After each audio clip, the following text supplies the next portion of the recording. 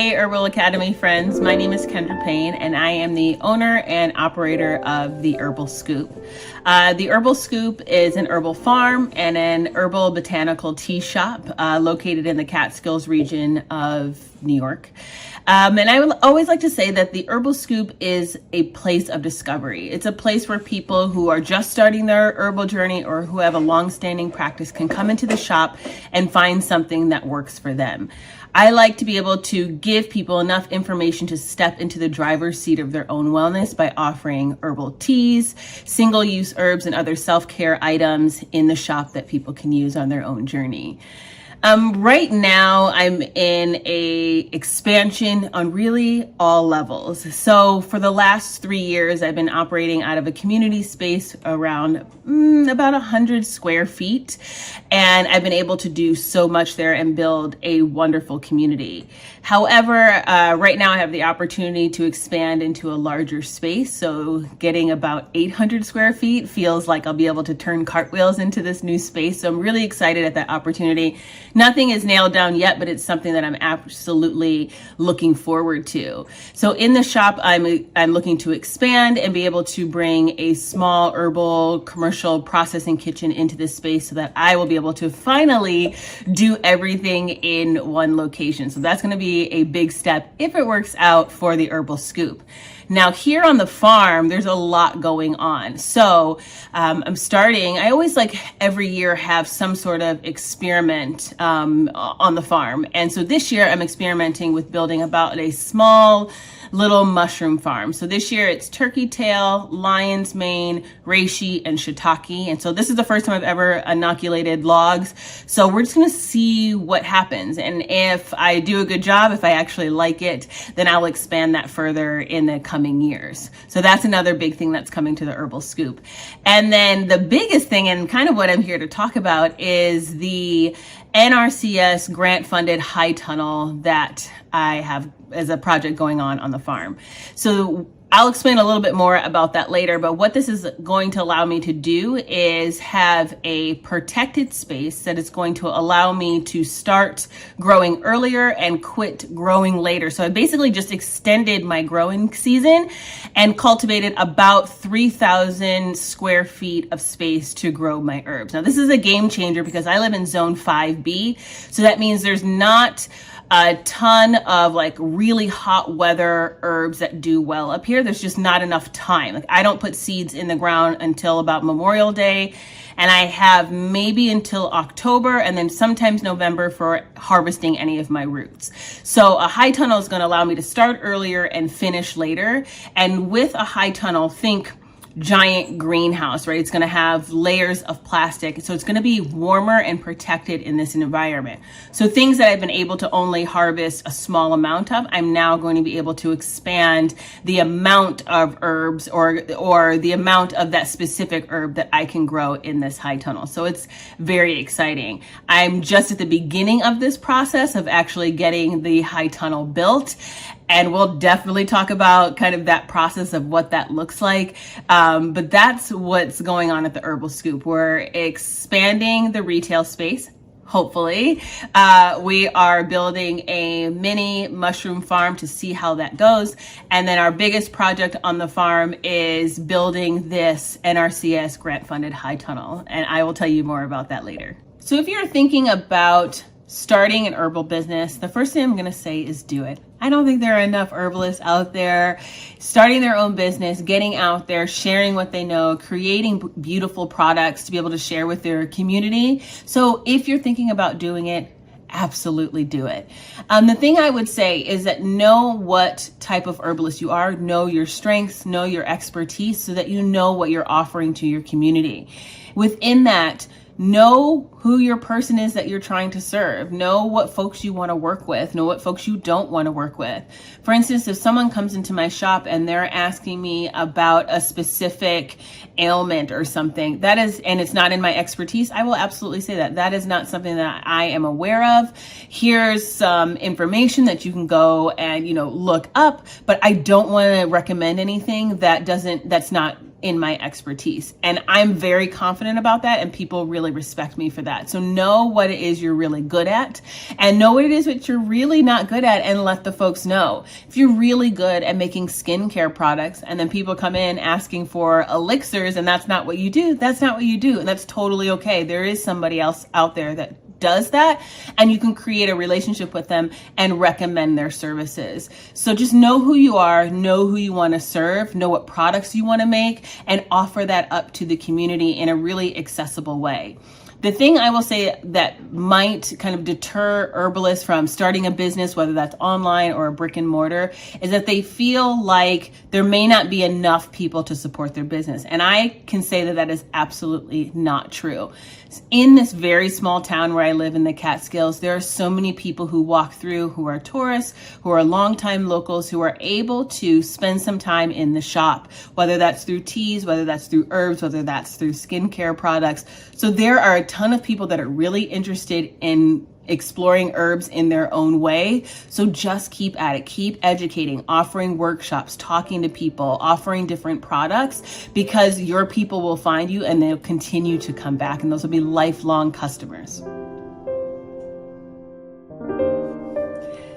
This process of putting up a high tunnel has been quite an experience, but has not deterred me from moving forward. I love being an herbalist. I love being an herbal farmer, and I love having an herbal business. I would say one of the most rewarding things about being an herbal farmer is really seeing how the plant behaves from seed all the way to harvest.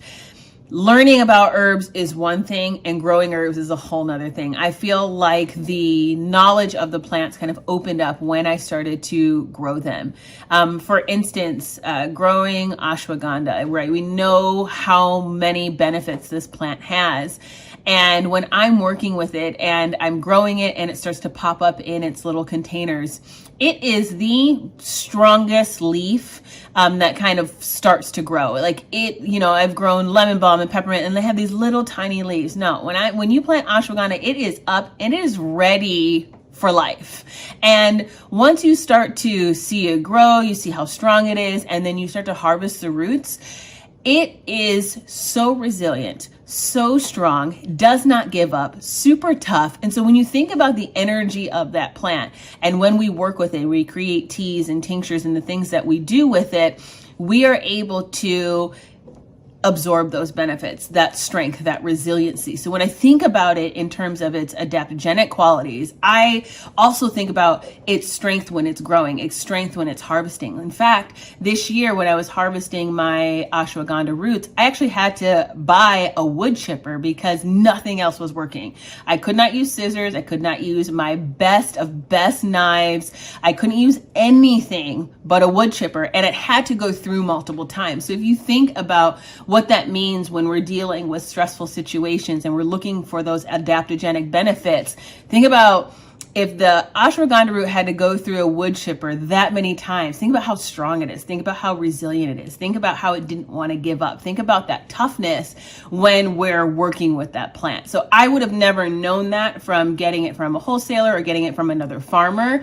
I would know about its benefits based on its monograph, based on my studies, but I wouldn't have that specific information had I not grown it. So things like that, being an herbal farmer and really seeing how the plant moves in this environment, in the ways I'm able to harvest it, in the ways that I'm not able to harvest it, all gives me information of how to talk about the plant and how to be able to recommend the plant, and to be able to understand the plant on a deeper level. All right, let's get into the meat of this video. Let's talk about our NRCS EQIP high tunnel. So EQIP is EQIP, and that stands for Environmental Quality Incentives Program. And so this grant or this program is available to any grower or farmer with a farm number. Now, when you apply for a farm number, you do not need to be a landowner. You could be leasing land, you could be a manager of a farm nonprofit or an urban grower. You just need to be able to show that you are working with this land in one way, shape, or form. So you want to contact your FSA, so your Farm Service Agency representative, and find out what you need to be able to get your farm number. Some things you're going to want to bring along: your proof of identity, proof of ownership. And I mean, if you do own the land, you're going to bring your deed. If you have a lease, if you have some sort of agreement, you want to bring that along with you. If you have, maybe registered your business as an LLC or an S Corp or whatever it is, you want to bring that documentation with you. Or if you've registered as a business in your state, bring any identifying documents that you need to prove that you have this business. You want to know your zoning. And if you don't, you can either ask your town or kind of find out if you're zoned agricultural, rural, whatever is going on in your specific plot of land that you're working with. If you have your GPS coordinates, and this is more specific for people who have had land surveys. So when I moved to this area, we had the land survey, so I had it. If not, your FSA agent can usually find that information. And then a general idea of what you're growing. So for me, I was like, I'm growing culinary and medicinal herbs. I didn't need to, specify what plants. They weren't really interested in that. But you at least want to know kind of the idea of what you're growing. That can change, and they're not necessarily heavily monitoring that, or at least my agency is not, but just a general idea of what you're growing. Now, I did most of this work in 2020 in the height of the pandemic, so I did not have to go into my agency office, but just know that if your agent does want you to come in, just kind of factor in traveling to wherever that needs to be. And if it is going to be online, know that a lot of your forms need to actually be mailed in. Most times my agent will not accept kind of like a PDF over the computer that can kind of hold for a while, but I still will need to have a physical copy mailed in. So just know that in terms of what your accessibility is to getting things mailed in, kind of the timing based on your life.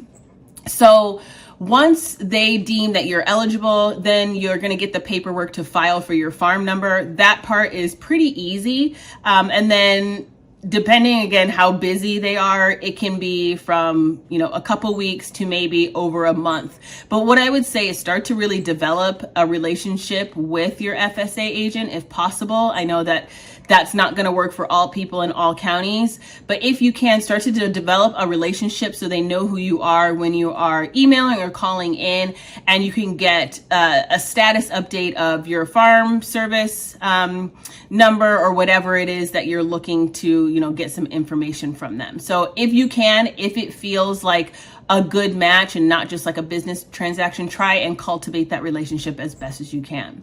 So let's say you've done all of that, you finally got your farm number. Now you want to move from your FSA agent to your NRCS agent. So NRCS, again, is part of USDA, and you can Google NRCS agent, and it's done, at least here in New York, by county. Maybe if you have a smaller state, it might be by region, but here it's done by county. So I just typed in my county to be able to find out who I needed to speak to. And so when I first was interested in this program, actually, it was other farmers who were telling me, hey, you should do this thing. And I didn't know about it. Once you get your farm number, they're not going to mail you a big pamphlet and say like, hey, here's all the things that you can get from us, or here's all the ways that we could work together. You kind of have to know. So videos like this, talking to other farmers and growers in the area, if you see something that looks like a high tunnel, you can go and ask someone, is this, hey, how did you get this? Tell me your experience, because the more information you have about this, the easier it is to navigate this whole process, because it does take a bit of time. So you have your farm number, you're starting to talk to your NRCS person, you tell them who you are, you have your number, you're really interested in getting this high tunnel. So the thing that you're going to want to know is, they're going to want to come out to your land. They're going to want to look at the space where you're growing to make sure that it's a good fit.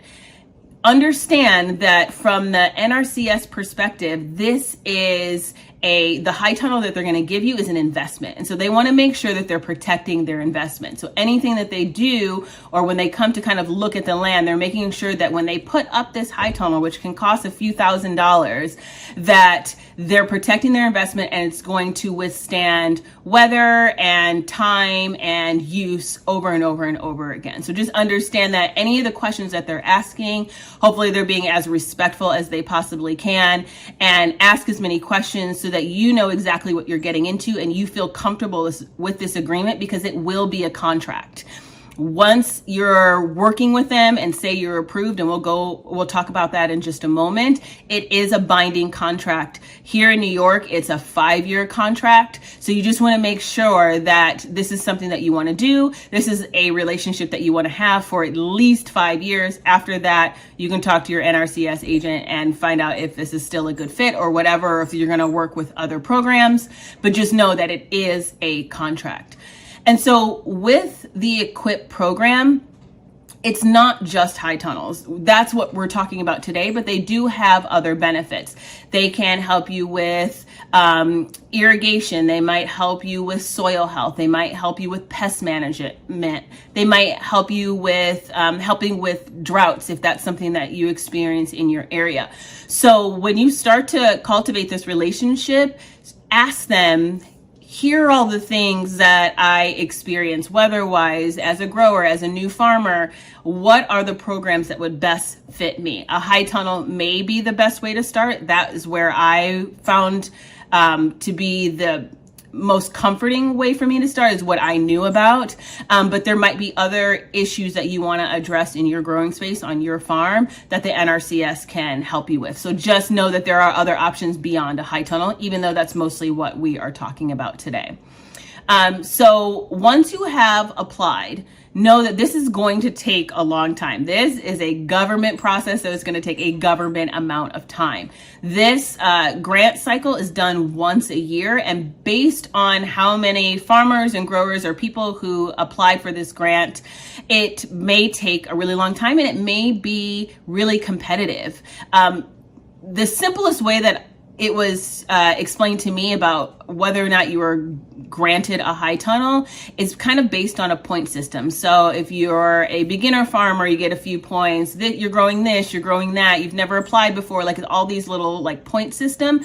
And then they put you into line with everybody else. And let's say they've got, 50 to give out. The first 50 are going to get a high tunnel that year. And you can reapply. There's not a finite amount of times that you can apply for this. If you don't get it that year, you can apply again. Talk to your agent again. Do you need to send in a whole new application, or just maybe update a few things in order to reapply? You can also reapply even if you already have a high tunnel. I know many farmers in my area that have 4, 5, 6 high tunnels. So if you're working with a lot of land, that might be something to think about in the future, about where you're putting your first one versus where you might put your second one. And there are specifications of how far away they need to be. So plan that out. That is not something that I did. That is a mistake that I made this first time around. But know that going through all of this, again, they're protecting their investment, and they want to know that it's going to be around because they're going to give you a few $1,000s to do this. So if you think you might be a person who wants more than one high tunnel, just know that when you're looking at your plot of land, where they would go, talk to your agent about kind of spacing, that eventually you're going to want more high tunnels. They can work out a plan with you when they're there to survey the land. Okay, so let's say you have your farm number. You apply for your NRCS high tunnel, and you have been selected to get your high tunnel. Here's a few things that I think you should know. Once you're selected for your high tunnel, and you've got all that final paperwork in, again, someone's going to come out, they're going to walk you through the contract, and they're going to explain every single bit of it. Now, pay attention, take notes, ask questions. Even if you feel like you don't know what you're talking about, ask questions. If you want another farmer there, if you want somebody else with you to kind of go through it, have somebody else there. Ask as many questions. This is a binding contract. They do tell you in what ways you could get out of it, like how to pay it back, all this other stuff, but it is a binding contract. So just go in there with that type of energy. So they're going to come and they may walk your land again. They're going to explain through the contract. If you feel comfortable, you'll sign the contract and you'll be able to kind of move into the next steps. So the next steps for me were to talk to someone about which high tunnel company I was going to go with. Again, this is a great time to ask your other farmers and growers. Or my NRCS agency also had a list of people that they have worked with in the past. They're not recommending it. They're not necessarily like approved vendors, but they said, hey, these companies know what we're talking about, so you could work with them. And I picked one that a lot of the farmers in my area used. I figured if they trusted them, then I would trust them as well. But do your own research, make sure that it fits for what you're looking for. Now, in terms of getting the high tunnel to you and the way that NRCS has worked, if you are a disadvantaged farmer, a beginner farmer, something that files under that, you may be eligible to get 50% of the total of grant money awarded to you, kind of as a deposit that you can use to put down on your high tunnel. So my high tunnel is roughly about $14,000, and I did not have that in my bank account to just use.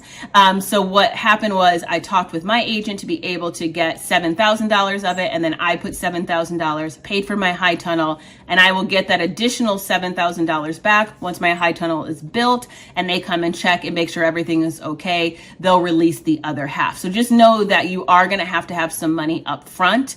It's not just you get the grant, they deposit all of the money, and then you build it. It will not work like that. It's at most half, and you may have to have more than that. And speaking about money that you'll need, think about things that aren't included in your kit, and that is going to be dependent on the company that you go with. So for me, I needed to get some extra lumber to build out the end walls. Think about any compost or soil, seeds. My contract also requires mulching, all those sorts of things. So you will need to have some extra money set aside so that you are able to fulfill your contract. So when they come out to check everything is good to go, you are compliant, and then you'll be able to get your money. So just know that those things are there. Ask your NRCS agent, make sure that you are aware of what is covered and what is not covered in the grant money that you were awarded. So once you have your high tunnel and you say you've ordered it, for me, it was going to take about 30 days from the time I finished, ordered, and sent the money to the company before I would get it. Now, in that time, you need to prepare your land, whatever that means for you. For me, I needed to get it excavated. For some people, they need to kind of like get rid of any grass or any weeds or whatever it is, get that ready and kind of know your spacing of where you want to build that, so that you're ready to go when the high tunnel and the kit arrives. So think of the kit kind of like buying something from IKEA, like all the pieces and parts are there. You just kind of got to link them up, follow the instruction manual to the T, to make sure that you get the high tunnel set up, again, to protect that investment from the NRCS, making sure that you follow the instructions to the T so that your high tunnel is built to the specifications that it stated in the book. So let's do a little recap because I just gave you a ton of information there. Okay, so the NRCS EQIP program, the Environmental Quality Incentives Program, is available to any farmer with a farm number. And I say farmer, grower, you do not have to own the land, but you do need to get a farm number. Reach out to your FSA, so your Farm Service Agency Coordinator, to figure out how to get your farm number, bringing in all the documents that you need. Again, this meeting may be in person or online. Once you have your farm number, you're going to contact your NRCS agent to be able to talk to them about the EQIP program. That may be a high tunnel is a best fit, and there may be some other environmental practices that they can help you out with. Again, irrigation, pest management, soil health, things like that. It may be just a high tunnel, maybe a high tunnel and a bunch of other things, but you can talk to your person to find out how many things they can work with you for your farm or your growing space. Once you've submitted your application and you're awarded your high tunnel, that may be in this grant season, that may not be. Again, it's going to take a while for that process to go through.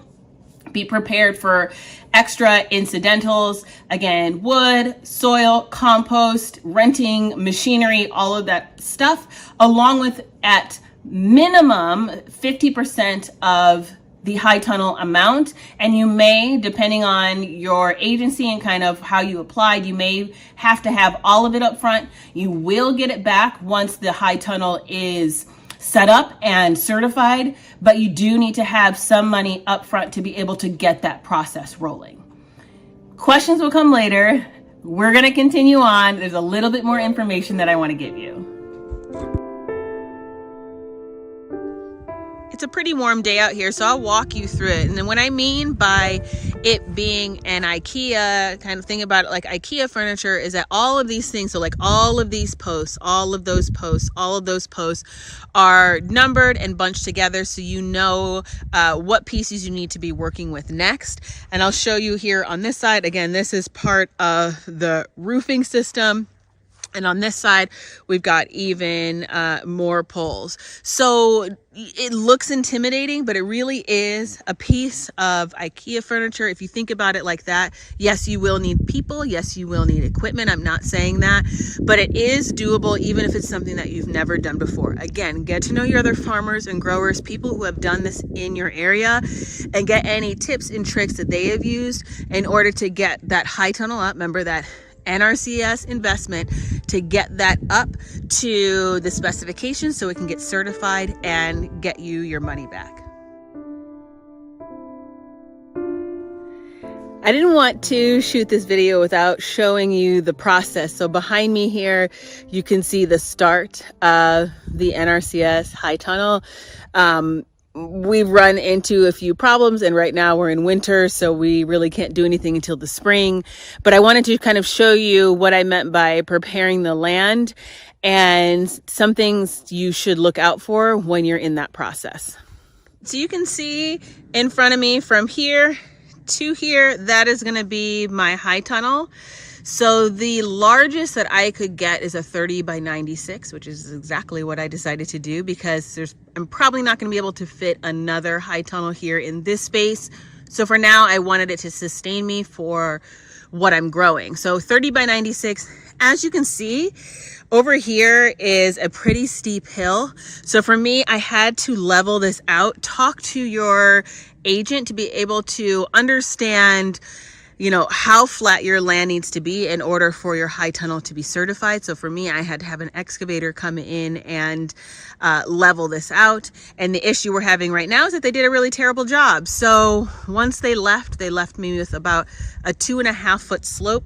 So if you can see this yellow string line that we have on this side, and you can see how low it is on that side, he did a terrible job. So now we have to wait for the ground to thaw in order to pull out these poles here on the right and re-level everything and then install those poles again. These are going to be for the sidewall. So that's where you start with all of this.